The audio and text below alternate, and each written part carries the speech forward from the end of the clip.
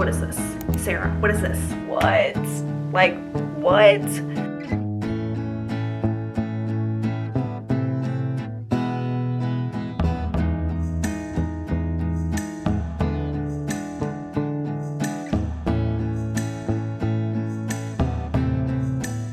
What's up, my little goblins and my fellow read rats? Welcome back to my channel. It's Femi. And today we are starting Crown of Midnight, which I technically started it already. I'm on like chapter 3, 2, something like that. Middle of chapter 2. And so far they're writing so much better than the first book. So I'm kind of excited to get into this. And I will see you guys in a little bit after I've read a little bit of it. I'm going to sit down on the couch, put on some reading ambiance, and read a little bit. So listen, Kale and Selena are so cute, but I know they're not going to end up together because people have already told me that, and I'm so upset because they are so cute.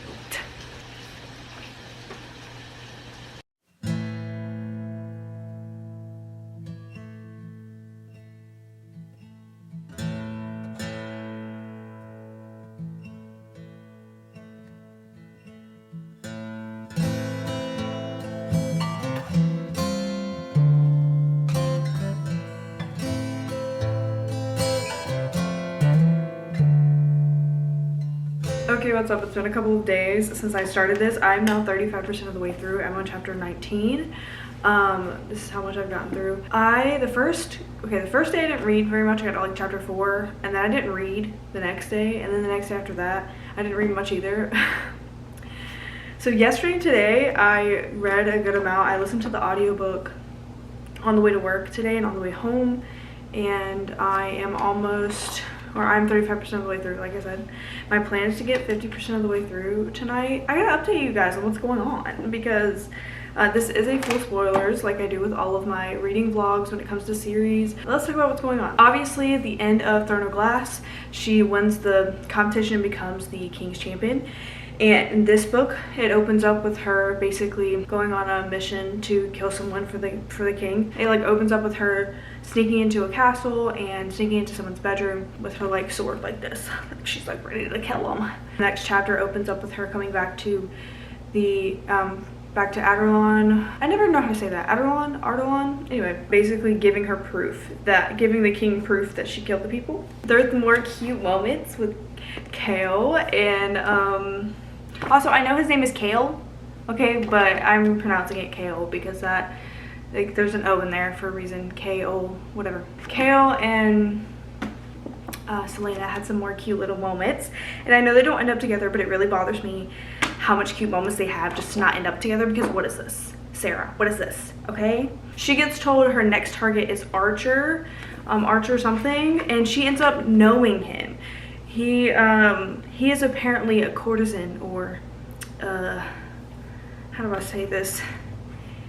He's a hooker basically for these aristocrats, I guess you would call them, these like political people, and he's in debt to this woman, and basically he's been paying off his debt by sleeping with a bunch of people and like being, I guess, a hooker for this woman. I don't know. Anyway, basically she is told that he is a part of some movement to go against the king, and she's like, I don't think he's a part of some movement. So she like meets up with him basically and tells him, like, there's some other things that go on before that. She tracks him down, and then she runs into him at like dinner, and then she ends up having dinner with him and then telling him, hey, so like the king wants me to kill you.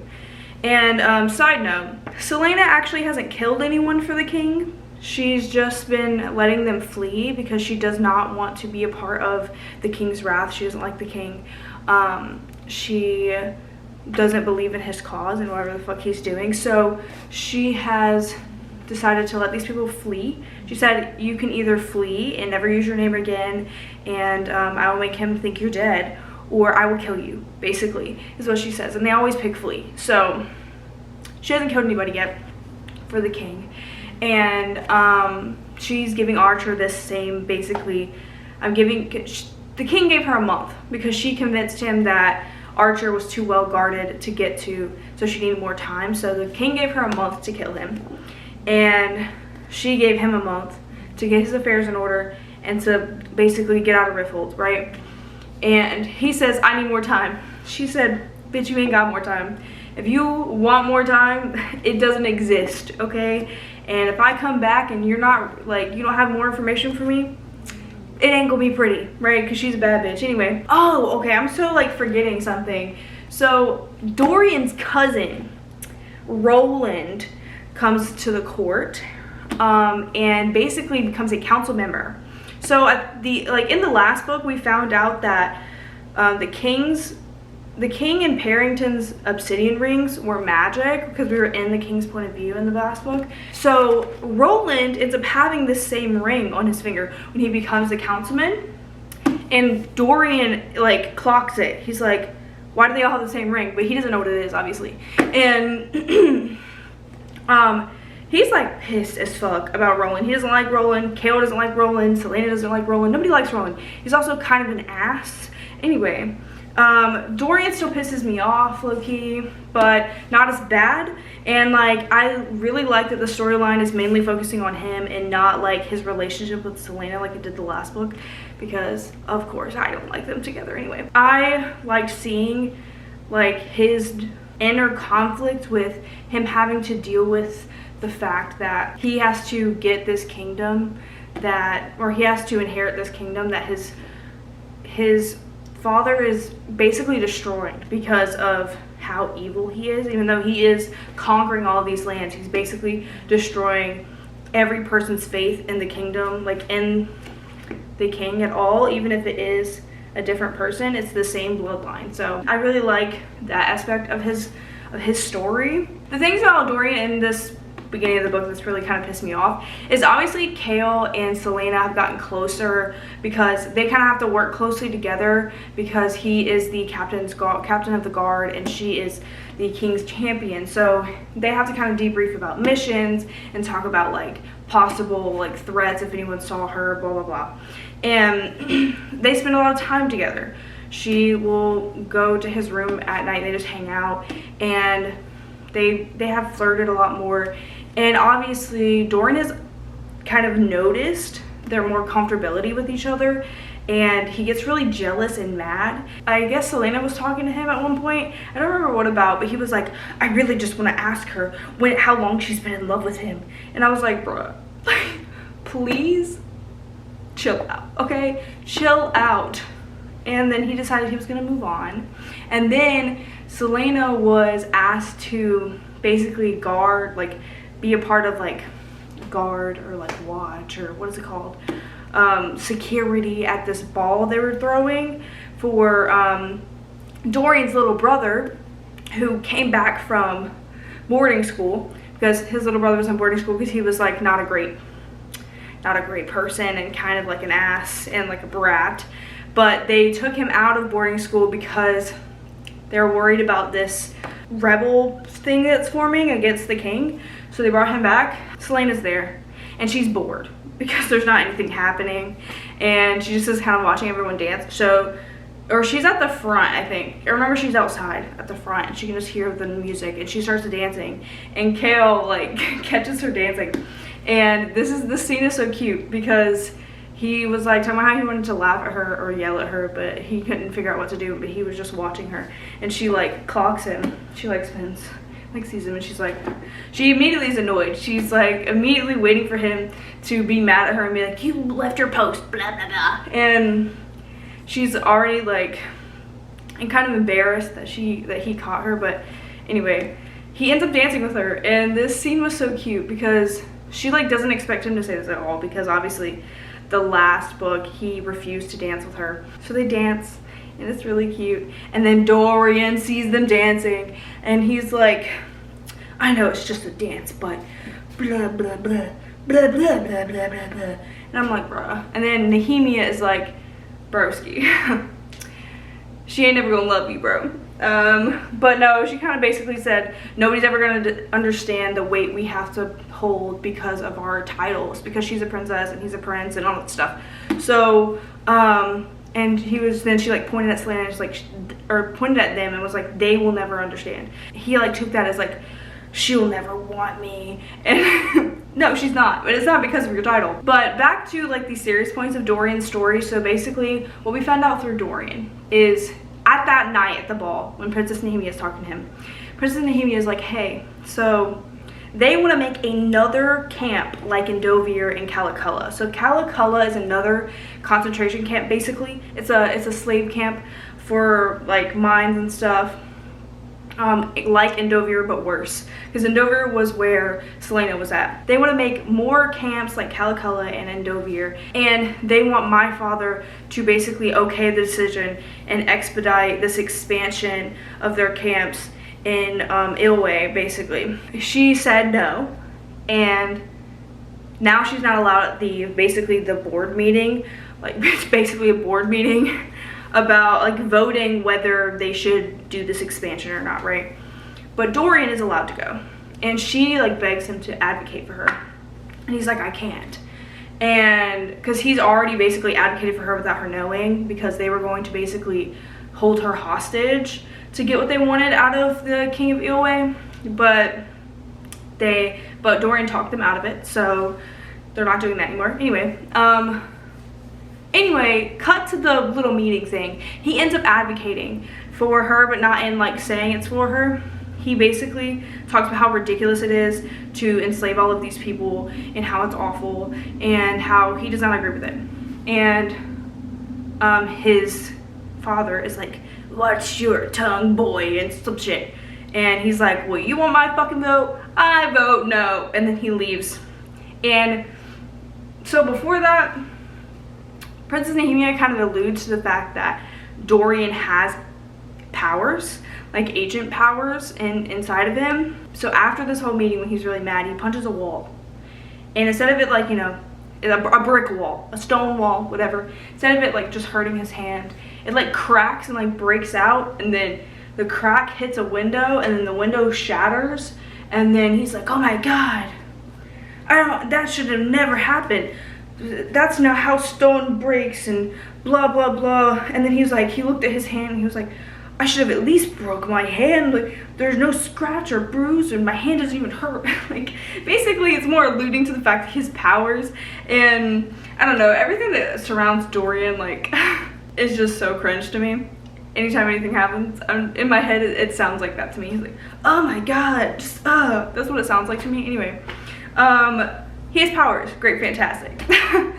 And, Selena meets this talking door knocker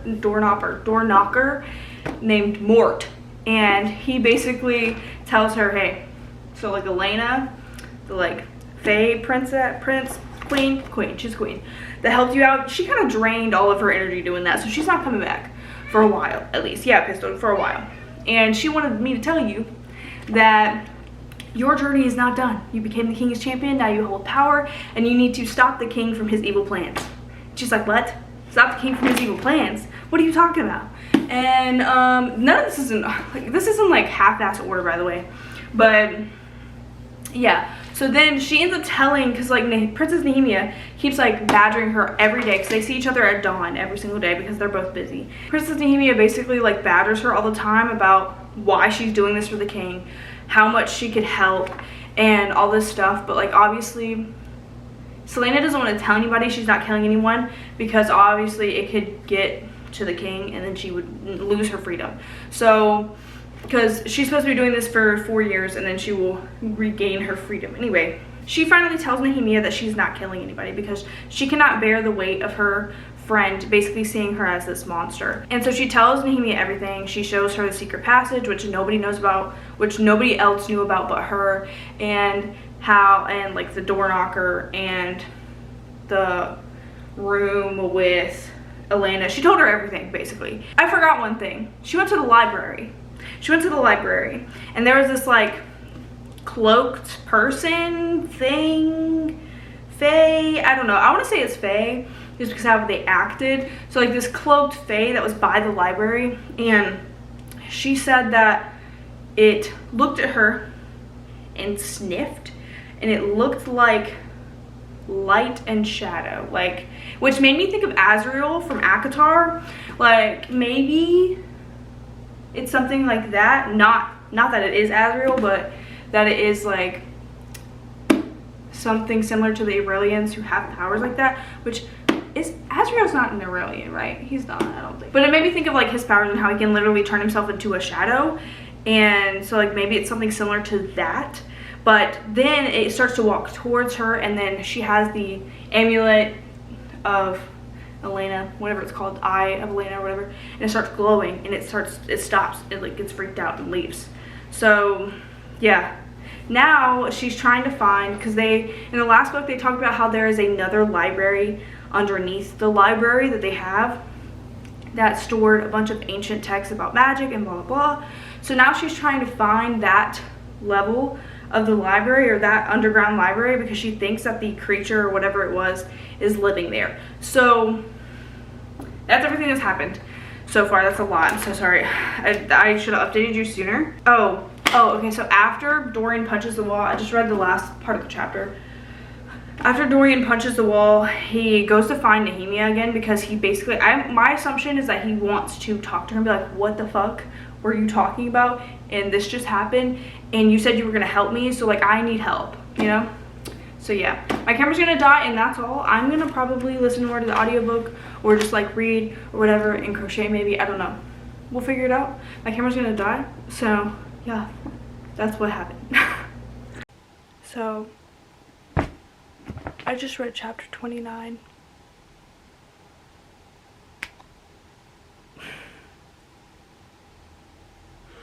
I just read chapter 29. Nehemia is dead. Oh my god. I'm like in disbelief right now. Like, I can't even be sad because I'm like in such disbelief. Like, what the fuck? What the actual fuck? Like, actually, like, what the fuck just happened? Okay, so the last 10 chapters, because I last updated you after chapter 19, I believe. Not really much has happened in the last 10 chapters. Dorian has been looking through his history, family history, to see where he could have got his magic from. His little brother, whatever the fuck, that little shit, had a carnival for his return or whatever. And so they ended up confronting this witch lady, or not confronting, but like running into this witch lady. Selena got scared. Dorian went and asked her a bunch of questions to try and figure out if it's possible that he could have magic, or like how he could have magic, and she doesn't answer shit really. Selena and Kale finally kiss and sleep together, and that's great and fine and dandy. But Nehemia died, so like I really don't give a fuck about anything right now because Nehemia's dead. Okay, because let me tell you, I literally just underlined this sitting here. Chapter 24, when Nehemia says, "So what will you be a part of, Selena? What will you stand for, or will you only stand for yourself?" And my camera's about to die.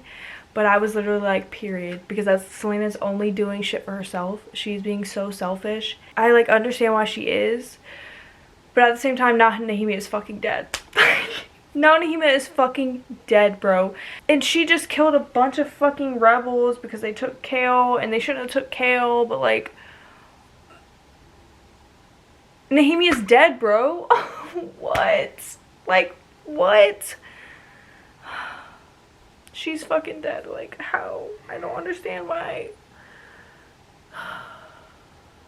Okay, I think I'm gonna need a break before part 2. I'm gonna need to mourn for a minute, because what do you mean? Oh my god. I, like, don't even want to believe it. Like, I really thought she was gonna be such a staple character in this series. Oh my god.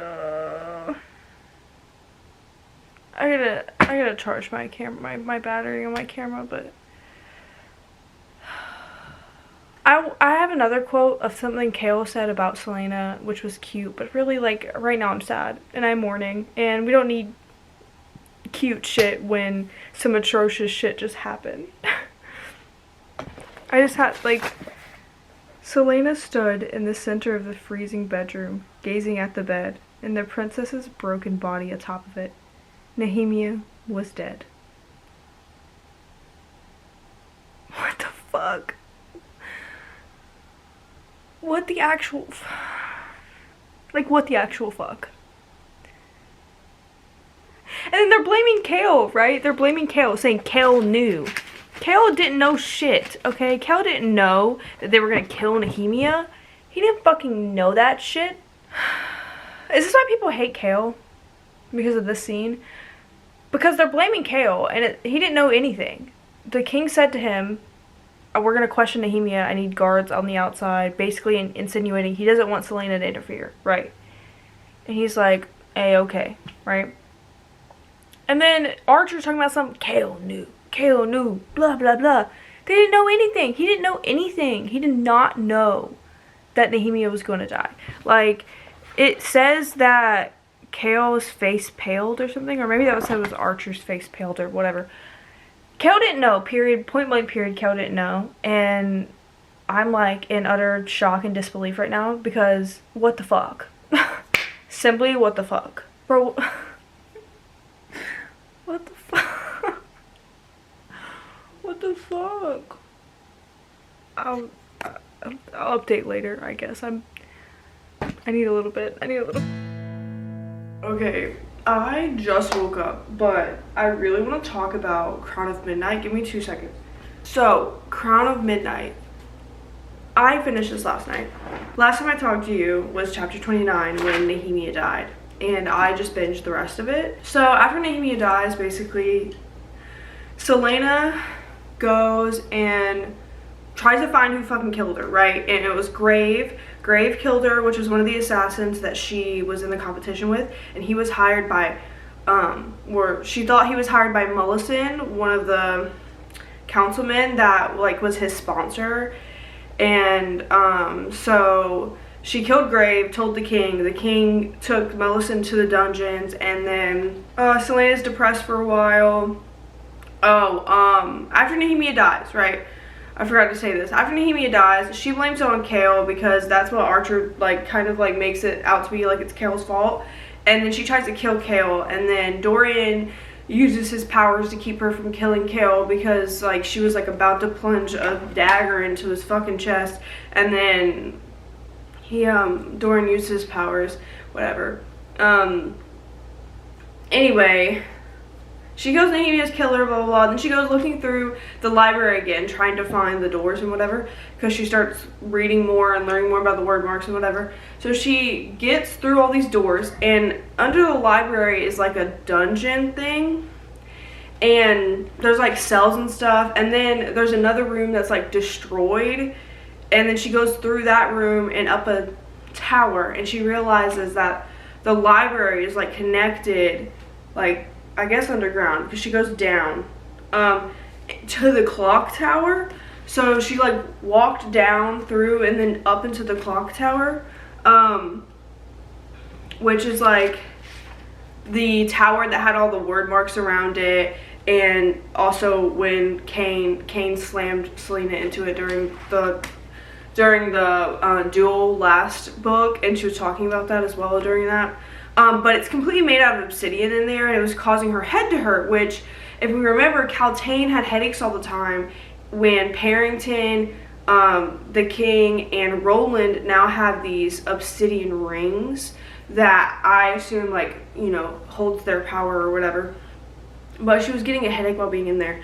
And then there was a creature in there that she didn't realize was in there, and it was, like, basically this very smart creature that was in one of the dungeons, and he would notice the word marks they would use, and he would use them to unlock himself, and he didn't know the word marks to unlock the door that she went through until she went through it. So now he knew how to break the spell and whatever. So she's running from this thing, and Dorian had saw her going into the library and, like, followed her because she looked like she was about to fight something because of how she was dressed. She had a sword, she had her hair back in a braid, so he went and followed her just, you know, make sure she's okay. And he could hear her screaming, and he starts screaming her name, and then she comes running down and goes, Dorian, run! And then they run and like slam the door, and like he's realizing this creature was there, and then he's having to use his powers to close the door, try and keep the door closed, and then Selena's like, what the fuck? And then she tells him, go get this book, I'm gonna use it to seal this door. So he goes and grabs the Walking Dead book. She uses the word marks with her blood to like seal the door. And you'd think with Dorian having his own powers, he wouldn't be shocked by this, but like he is shocked by this, that she's doing this. Like that, the fact that she wrote in her own blood, he was like shocked by it or whatever. I don't know. So then they start talking to each other about, like, she starts talking to him about how she learned the word marks, how she was able to do this, and he starts talking to her about when his power showed up and like blah blah blah blah blah. And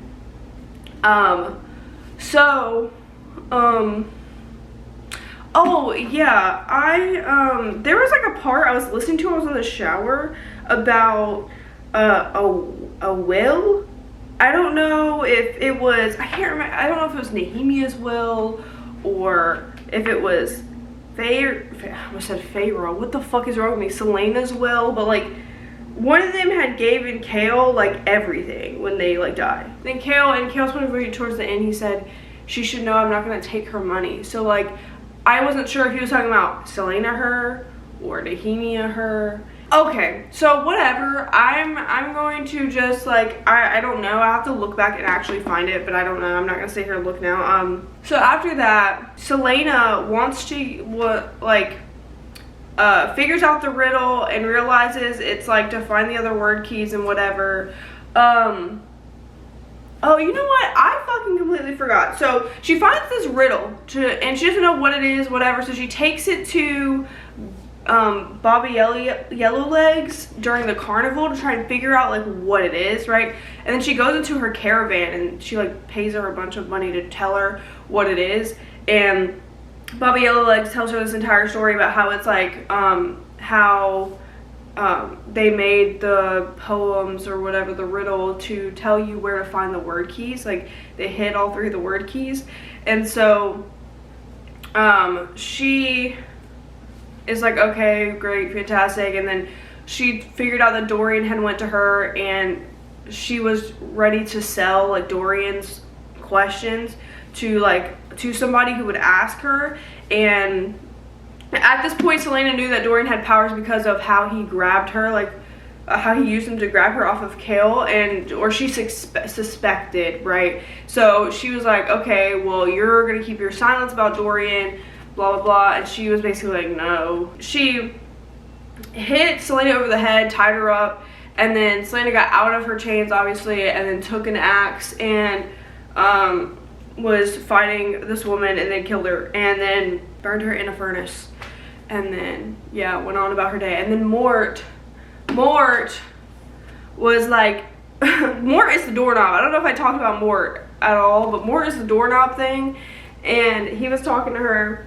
And not doorknob, door knocker, whatever. She was like, it's a riddle to find where the other key is. And then she realizes what it is, and it's an anagram because it said odd times rift. And then she realized it was an anagram for I'm the first. And then Mort was basically like, she figured it out, but there was no word key in there because the king already got it. And then Mort was basically like, yeah, the king found that when he was 20.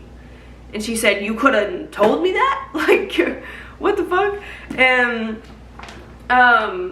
anyway, then that's when she goes and finds the grave and all that stuff, and, kills him, whatnot, blah, blah, blah. And then, actually, I don't know. My timeline's so off, I'm sorry. But, so, then, okay.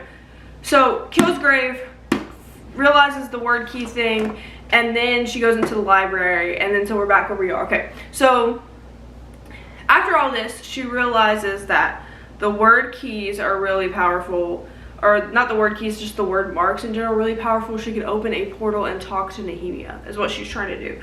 And so basically goes down to the tomb and is like using and doing a portal, kind of like how Cain did to get the Ritterrack in the last book. And she's trying to talk to Nehemia, right? So she's using her blood to like write these word marks across this like archway, so the entire archway will turn into a portal. And Dorian has a dream. So like my thing is, I think Dorian has a dream and a king is talking to him, and I think it's Gavin, whoever Princess or whoever Queen Elena's husband was. I think it was Gavin Halvard, telling him, hey, Celane's about to do something fucking stupid, you gotta go save her ass, this is how you get into the tomb, blah blah blah. His dumbass goes and gets Kale, which I mean, I guess not dumbass, but like he goes and gets Kale, and Kale doesn't really believe him, but like follows him anyway. He's like, what the fuck are you talking about? You had a dream. What are you talking about? So they go into Celane's room. They see the door to the tomb open, and he said, oh my god. He said, and then Kale was like, what? And he said, in my dream they told me I would find this door, and whatever. So they go down the fucking door and find Celaena, but by that point she had already spoken to Nehemia. So as they're getting there, right, Celaena has spoken to Nehemia, and Nehemia was like, you're stupid, why the fuck did you make this portal, like I can't come back here, you're gonna let like evil shit in. And then Archer was fucking spying on her, comes through and is like, oh my god, I can't believe you, how did you open this portal, blah blah blah. And then she's like, what the fuck are you doing here, how did you get here? And he was like, Nehemia showed me these fucking pathways and blah blah blah, and I've been spying on you since Nehemia died, blah blah, right? So basically she remembers that, like, she sees like a crest, like a royal crest tattooed on Archer's arm, and she realizes that Nehemia was warning her to not trust Archer. And so Archer, basically, TLDR, he got Nehemia killed because he wanted the power for himself and to make these people pay instead of actually making a world of peace. He wanted to make the king and his people pay and like basically be another king of Avalon, but like the opposite, like oppressing the opposite people. So kind of Celaena kind of like plays along with this to get all this information out of him, and then she tries to kill him, and he's like fighting her, and then then a creature comes out of the portal because they left the portal open to, well, because when he comes in, she gets scared and starts trying to wipe away the word marks to get the portal to go away, but it wouldn't wipe away. And she wiped away one of the word marks, so it shifted to a completely different realm because the word mark changed. So some fucking creature came out of it, and it's some tall, weird fucking creature. And so Archer's cowering and scared and has the Walking Dead book like muttering shit from it, not knowing what the fuck he's talking about. And then that's when Dorian and Kale go down there. Also Fleetfoot is there, and Fleetfoot's like growling at this creature and was growling at Archer and whatever. She was just there, and she ends up getting hurt. But Kale and Dorian are there, and basically they're like trying to fight this damn creature. I don't even remember if they were actually like fighting it or if it was just standing there, I don't know. But they were trying to like fight this creature and whatever, and then Archer runs away with the Walking Dead book, so they can't close the portal. And so Celaena gets hurt. I think the creature like hits her or something, like grabs her like shoulder. She's like bleeding somewhere, and Dorian takes her upstairs, and Kale is trying to like figure out this whole situation. And then the creature grabs Fleetfoot by the leg and drags her into the portal, bro. When I saw this, I was like, what the fuck is that? Then Kale runs into the portal, bruh. I was like, what are y'all doing? What are y'all actually doing? And then fucking Celaena gets out of Dorian's arms and runs through the portal, and oh my god. So she takes what's that fucking sword's name?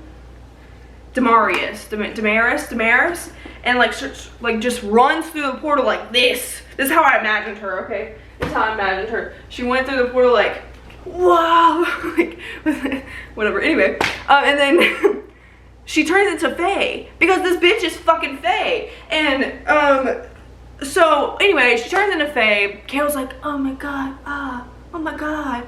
And then she like is able to, like, I don't know, kill the fucking creature, or like at least hurt him.